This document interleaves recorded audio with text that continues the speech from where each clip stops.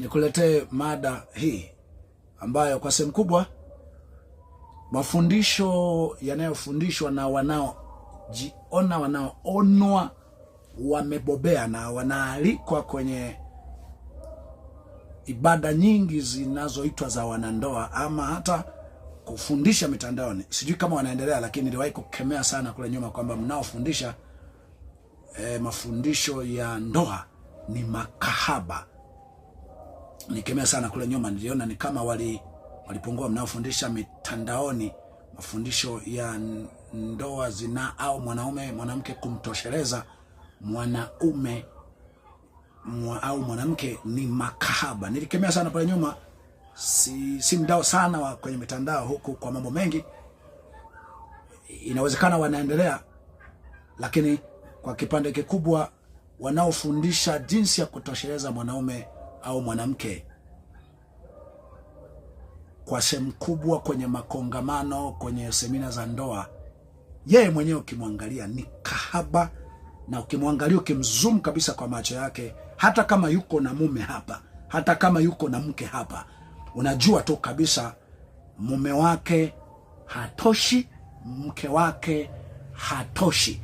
Na hata kama kijibaraguza mbele yake ama nje yake, ama wale waliojifunza wakasema kweli tumeelewa, lakini bado anaona ndi kweli mke wangu anatosha kwa umbile hili lililosemwa hivi, kwa matendo haya na haya ambayo yamesemwa hivi kwamba mwanamke anatakiwa tende hivi, kweli mke wangu ni kama anatosha. Ila dakika hiyo hiyo, sekunde hiyo hiyo, anapopita mwanaume mwingine, anapopita mwanamke mwingine, ni kwamba ufahamu wa mwanaume huyo, ufahamu wa mwanamke huyo unaanza kuona, ila wa kwangu anatosha, ila ningejazia na mkatanyasi huyu, ningejazia na huyu msaidizi wa kazi za ndani huyu, ningejazia na huyu mfanyakazi mwenzangu huyu.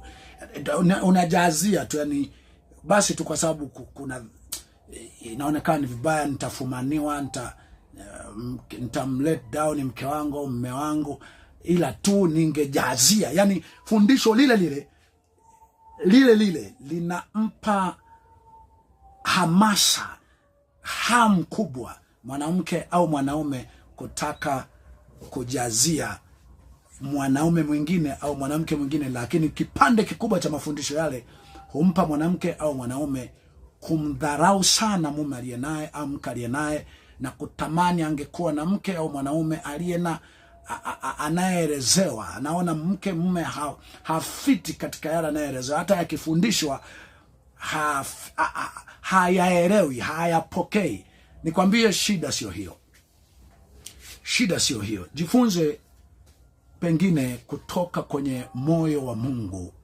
Alitazama ni kwa namna gani mwanaume anaweza kumlinda mumewe au mkewe. Nianze na mwanaume kumlinda mwanamke, ili mwanamke asifikiri wanaume wengine. Nianze na mwanaume kumlinda mwanamke, ili mwanamke asifikiri wakatanyasi, asifikiri mashemeji, wasaidizi wa shughuli za ndani, waumini wenzake, asifikirie chochote mwanaume wa aina yoyote anayefanya naye kazi na vitu kadha wa kadha, afocus tu kutazama mke wake. Kwanza, Biblia imetaka mwanaume ampende mke wake. Upendo sio hani, si sweet. Okay, hivi vinaelezaga sana, mimi ningeviweka mwishoni. Kubwa ambalo nataka ufahamu, ambalo wanawake hutabika sana kwa wanaume wanaokuwa wamewaoa, ni quality ya ufahamu wa mwanaume. Biblia imesema mwanaume uishi kwa akili na mwanamke. Maana yake mwanaume ulihitaji kuapply wanaume wako iwe ni akili kubwa, unahitaji kuapply akili, sio pesa, sio suruali, sio sauti, sio mila ya kwamba inakufahamu wewe ni mwanaume. Unahitaji kuapply akili. Mwanamke anachoishi nacho ni quality ya anachoishi nacho, sio suruali wala sauti. Mwanamke angependa kukuona wewe ni problems solver, ni mwanaume unaye tatua mambo katika jamii na hata hapo nyumbani. Yani sio mwanaume mwenye hela, lakini mwanaume mwenye sifa ambayo huyu mwanamke anaona hapa alikuwa ajui, sijui itakuwaje, pengine panahitaji pesa ili litatulike jambo hili. Anakuta mwanaume unasema okay, pengine tusitumie pesa hapa, hebu tufanye hiki, na hicho kitu kinatoa matokeo makubwa na sifa kubwa, cha hapo nyumbani, cha watoto mlio nao, ama kwenye jamii. Mwanaume anaona, mwanamke anasikia huku, au anaona hapa, mume wangu ndiye aliyetatua hili. Anasikia huku, mume wako mbarikiwa kasema lile pale limeisha, pale limefanyika hivi, kafanya yeye pale, kafanya yeye, kajibu yeye, kamaliza yeye, katengua yeye, kabadilisha mambo yeye, kabadilisha upepo yeye. Kipande kikubwa mwanamke upenda kuishi na mtu wa aina hiyo, na hilo halihitaji pesa. Hilo linahitaji mwanaume ujue, uliandikiwa uishi kwa akili, uishi kwa akili na mwanamke. Manake apply akili, onyesha akili. Usiwe tu mimi mwanaume unatakiwa unitii, mimi mwanaume unatakiwa uniheshimu. Mwanamke hawezi, atakutia, atakuletea maji, atakunawisha, atapiga magoti, ataitikia abe, atakuita hani, atakuita baby, lakini wakati anacheka ndani, anakungonga ndani, anasema hey, wanaume, na wewe ni mwanaume. Imagine ujiangalie ukivaa kaptura unaenda kuoga, tule tumiguu tunavyokuwa, mkeo hatuangalii kwa sura hiyo unayojiona wewe, na katumbo kako umejifunga na taulo, umetoka kuoga unaenda kuoga, ama vile unavyolala. Yani pale huwa anakucheka na jumuisha na mambo yalivyoenda mchana, na ulivyoonekana mnyonge kwa sehemu yako ya kazi, alivyokuja barozi, alivyokuja mwenyekiti, alivyokuja polisi, alivyokuja waziri, ulivyokuwa katikati ya watu, anajumuisha para na cheka. Pale ndipo anapopata nafasi ya kupitia kwenye ufahamu, hivi mwanaume mwisho ndo huyu. Yule mwingine hawezi kufaa kwa hili, hawezi na anapoanza kuona anayeweza kufiti kwenye jambo fulani, moja kwa moja ndipo na thamani yako, hata kama mtazini, inashuka.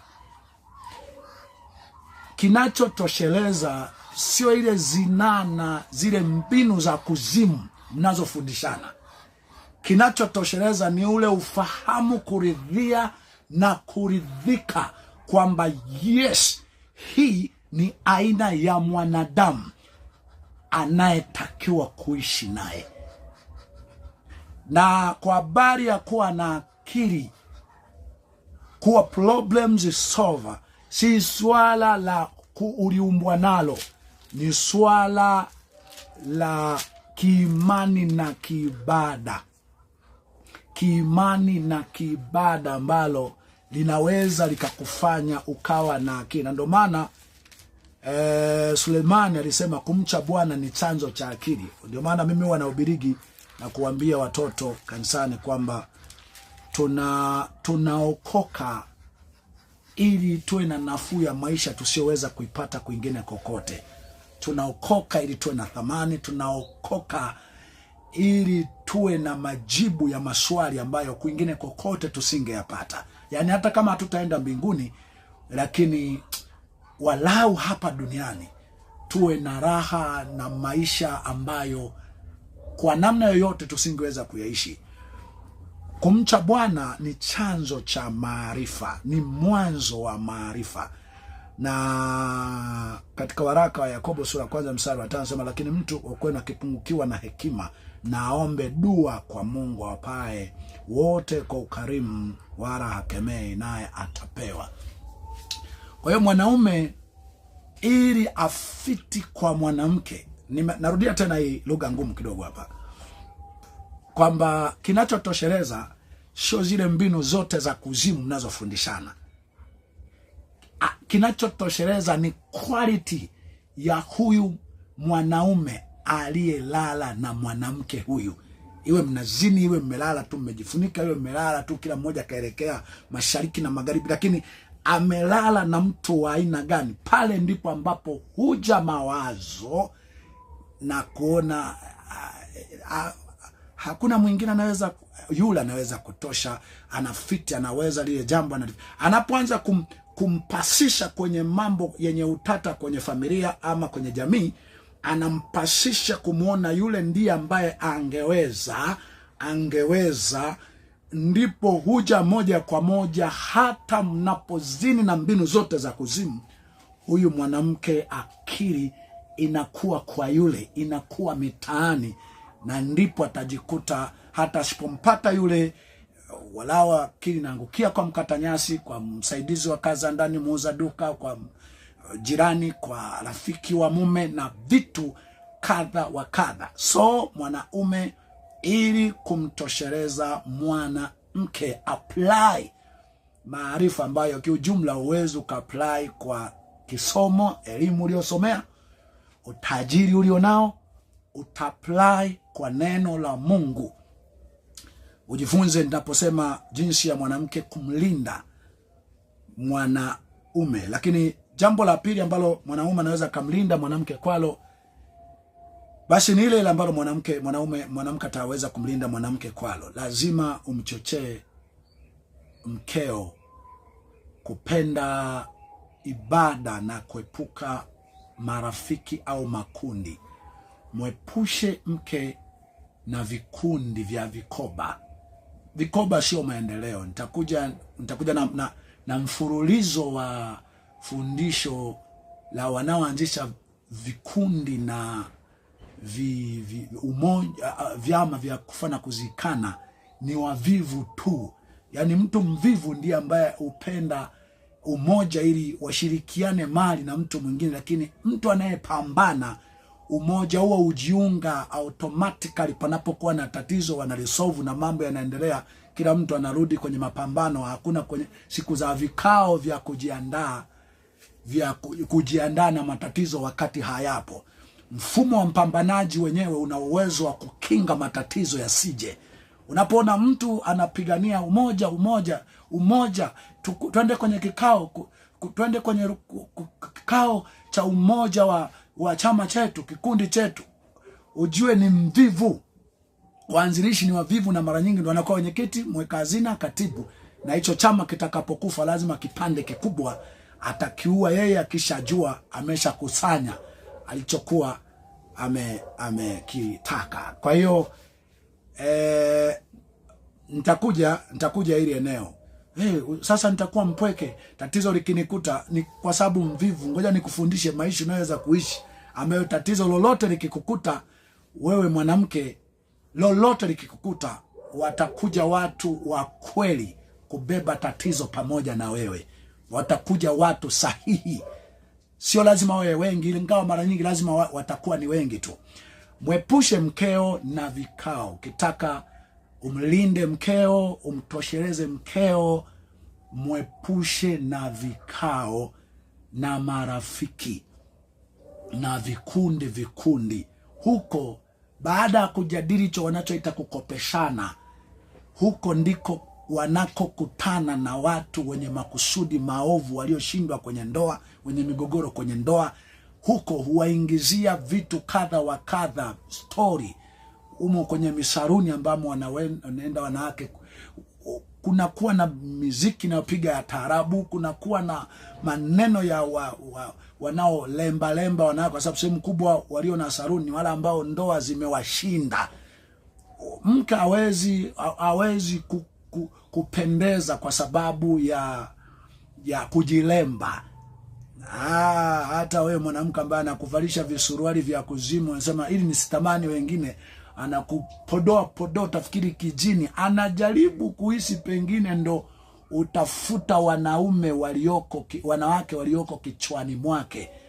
Wewe back in natural, kama eneo yafuatayo: nyumbani, nenda kanisani, kaombe na usali kanisa ambalo sio wanafanya kwaya au umoja wa kina mama. Hapo umeshaumia. Hivyo ni vikundi vile vile. Kwenye Biblia hakuna vikundi vya aina hiyo vya umoja wa kina mama au umoja wa kwaya. Kwenye Biblia kuna umoja wa wanaofundishwa neno la Mungu na njia njema, na kuna umoja wa wanaoomba. Yani kuna wanawake wajane walioomba, kuna wanawake kina mama walioomboleza kuomba. Hakuna kina mama waliokaa kwenye umoja wa kina mama kusengenya na kujifunza umaraya na kujifunza kutandika. Hivi automatically vipo tu baada ndani ya maneno ya Mungu. Kwa hiyo mke ukimuunga kwenye umoja wa kina mama, umemuunga kwenye umoja wa wampea, umoja wa wazinzi wenye tamaa. Hiyo sio njia ya kumtosheleza mkeo kuseto, kutuliza akili yake ili kufesi wewe, kuangalie wewe.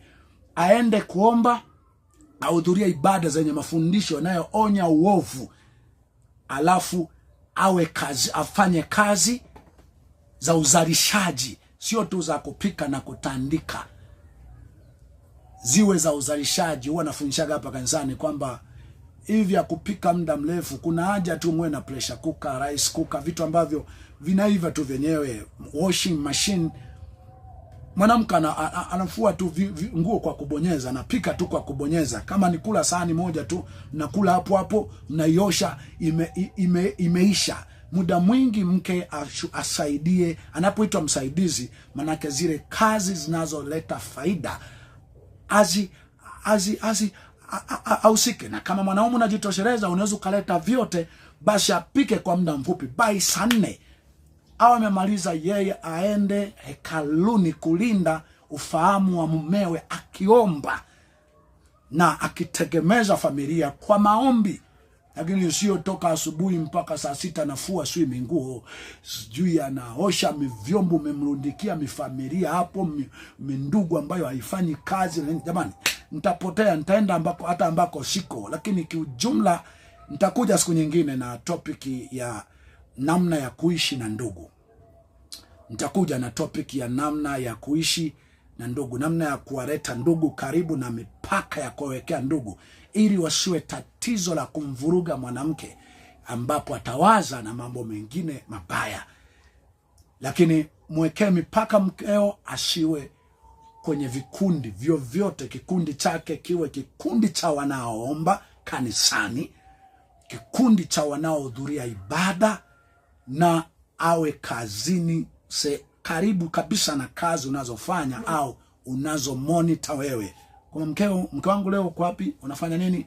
Kile pale kinazaisha nini? Kimepungua nini? Awe msaidizi kwa hayo, sio kwa yale ya kupika yale. Utakuja kumdharau bure na kumuona ni golikipa, kumuona tu hayuko kama yule wala nini, hata kama unaona unamtii, lakini anakutii. Kwa hiyo ni njia moja. Nitakuja na urudie. Nimeongea vitu vya ndani sana. Urudie kusikiliza hii clip, mwanaume, jinsi ya kumtreat, kumlinda, kumtosheleza mwanamke. Kubwa kuliko nimesema, mwanamke hulala na quality ya mwanaume. Hulala ujisikia vizuri na fahari akiwa na mwanaume problems solver, mwanaume ambaye ni suluhisho la mambo mengi katika jamii. Na mwanaume ilikuwa hivyo unatakiwa, ndo maana lazima uattach na kumcha Mungu. lazima watouch na kumcha Mungu. Nje na hapo huwezi ukatosheleza mkeo, amekudanganya, ana mawazo mengi juu ya mkatanyasi, juu ya aliyesoma nao, juu ya alio wafanyakazi wenzio, marafiki wenzio, ana maswali mengi juu ya lini naweza ikawa hivi. Huwezi ukamtosheleza mkeo kwa zawadi zozote kaleta, kwa kumlemba vyovyote. Fikiri kipepo hapo na watengenezea tu wengine, kumvalisha visuruali vya mashetani wakati takiwa avae nguo tu ndefu zizo msitiri. Haumtoshelezi mkeo kwa sarakasi zozote, kwa vituko vyovyote, kwa mitindo yoyote ya kuzimu mnayofundishwa na elimu za hapa na pale. Utoshelezi mkeo, utoshelezi. Nitakuja naruhusu maswali kwenye namba za simu zilizoko hapa au hapo kwenye comment.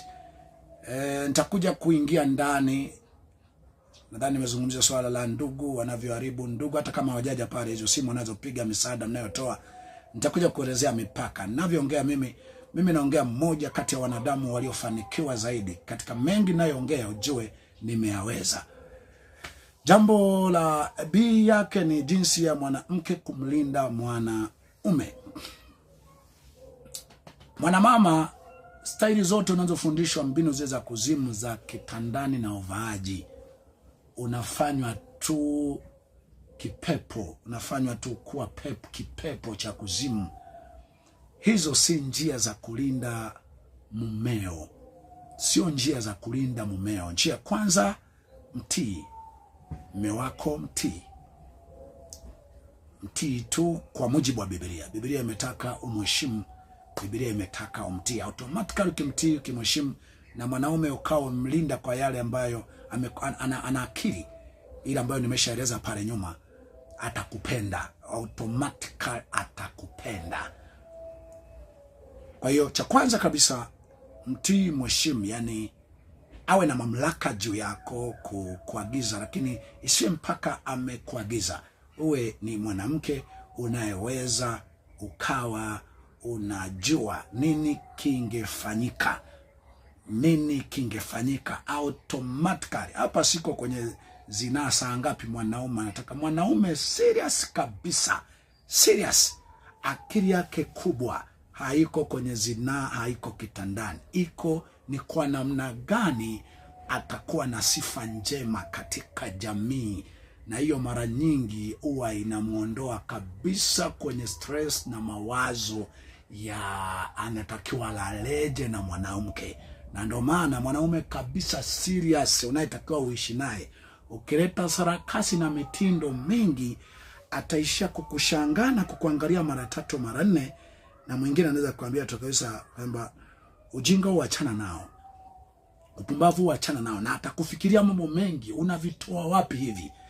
Wale ambao unakuta na kushadadia, anasema kweli haya, ujue huyo malaya. Ujue huyo malaya na ana vingine ana wengine huko anaotaka yangefanyika na yale kama aliyofanya yule, heri imefanyika na lile analofanya yule. Mwanaume kabisa hana muda wa sarakasi na mitindo hiyo.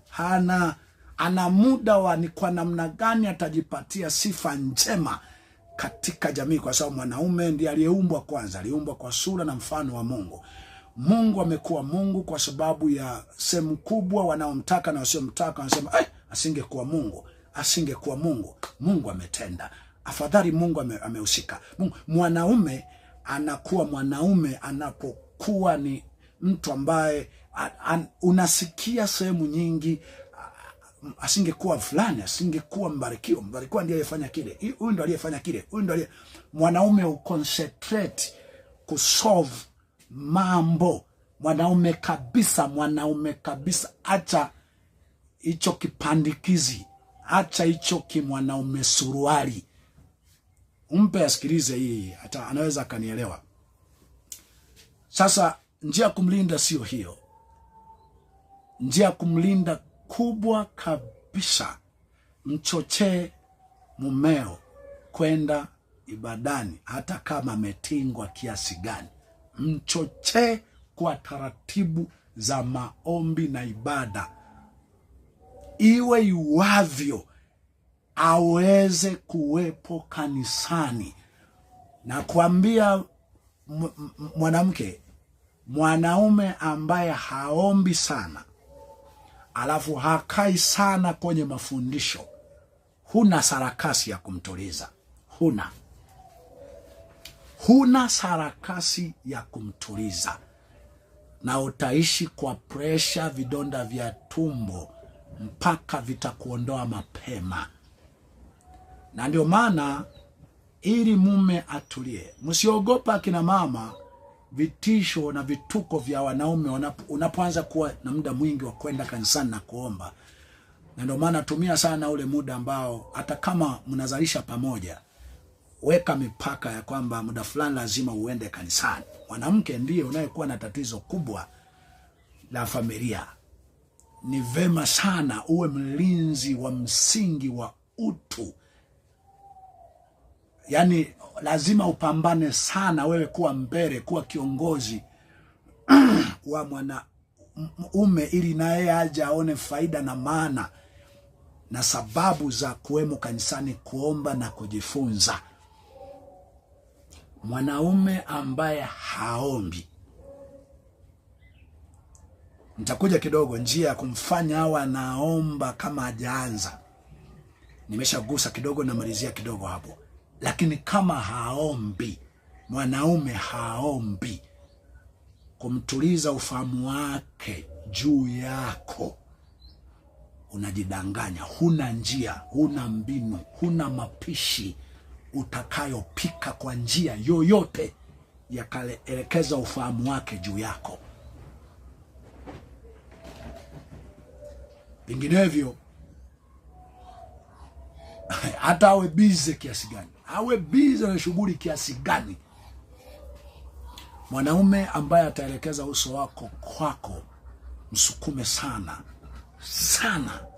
kufanya ibada na kuomba. Msukume sana, yani kama kuna eneo akuchukie, kama kuna eneo mkosane, yani pa kukosania, kabla mjakatana mapanga kule mbele, kabla mmoja hajafa kihoro, mkosanie kwenye spidi na kukazaniana. No, twende tukaombe. No, haujaomba, haijafika hata saa moja, haijafika hata masaa mawili. Tuombe tu. No. TV hiyo zima, video hiyo zima, mpira huo hivyo ndo kabisa, chana filamu hizo. No, tuombe kwanza, tuombe. Kama ni kukosana, mkosane hapo. Ukishindwa, ukiogopa, mkosane hapo. Jiandae mke wa pili, jiandae kulea mtoto mwingine ambaye umefichwa.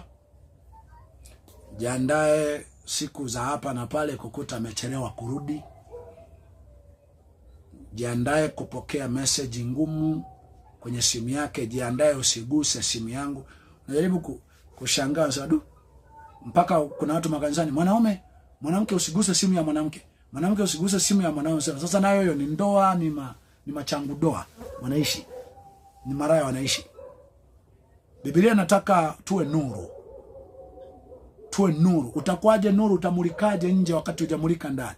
Simu, mavazi yako havimuliki, kwa sababu ukiwa nuru, kitu chako chochote mtu atakapoona kiwe kinamuokoa, kiwe kinamchochea kutenda mema. Mwanaume usishike simu ya mume au ya mke. Ndio maana nasema mafundisho mengi mnayofundishana ni ya kuzimu. Lakini hayo yote yanatokana na kwamba unakuwa wewe pengine amekutishia kidogo tu. Mimi sitaki kusali kanisa la kuombaomba kila siku. Sitaki kusali kanisa la kukataza uovu na kukemea kila siku.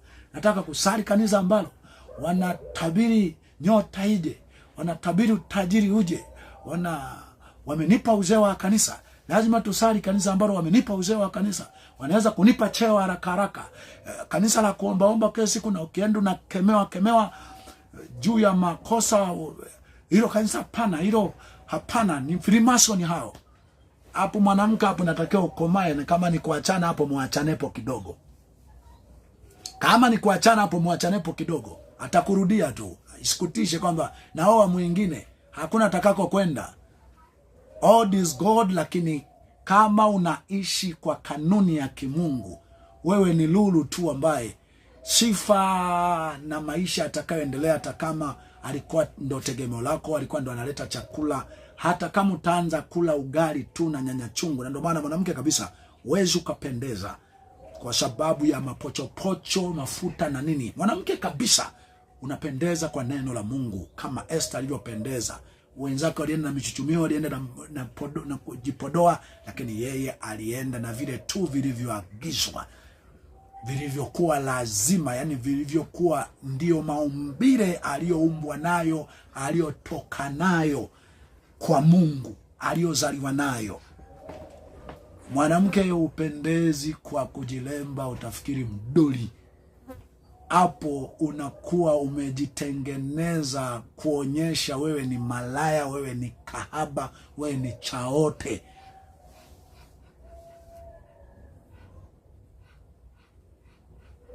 Mlinde mmeo kwa kumchochea afanye ibada. Huko ndiko atakopata maarifa, ufahamu na quality ambayo utakapoishi naye utakuwa ukimfurahia sana. Nitakuja kuingia kwa undani sana kuchambua na kusoma maandiko mengi. Naruhusu maswali hata kwa njia ya simu, kwa njia ya WhatsApp namba hizi ambazo unaziona hapa. Utatuma maswali yako, lakini zaidi nakaribisha katika ibada ambazo kwa sasa, kulingana na wakati nilionao ambao huwezi kujua wakati wote inatokea nini. Sasa nimeona niwaachie urithi wanangu wa Upentekoste wa kizamani katika siku za mwisho. Upentekoste kabisa kabisa ulikuwaje? Upentekoste kabisa kabisa ulikuwaje? Fuatia vipindi kadha wa kadha nilivyohubiri hapa mwishoni, lakini pia njoo kanisani moja kwa moja upate malezi na mafundisho hayo ambayo kwa vyote vile huenda iwe ndoa iwe ujana wako utaponea humo. Jumatano baada naanza saa 10 hadi saa 2 saa 3 usiku. Jumamosi baada tunaanza saa 12 saa 1 hadi saa 3 saa 4 usiku. Jumapili tunaanza saa 3 asubuhi hadi saa 1 saa 2 usiku bila kituo. Ukiweza ni Mbeya Isiesie, Mbeya Isiesie, Mbeya mjini, eneo la Isiesie. Hii ni sauti ya mtu aliyetoka nyikani, anasema itengenezeni njia ya Bwana, yanyosheni mapito yake. Heri mtu yule atakayeuawa tangu sasa apate kupumzika baada ya taabu zake. Heri mtu yule afae katika Bwana tangu sasa apate kupumzika baada ya taabu zake. Tazama, Bwana yu karibu kuja. Hii ni maana ya neno Maranatha.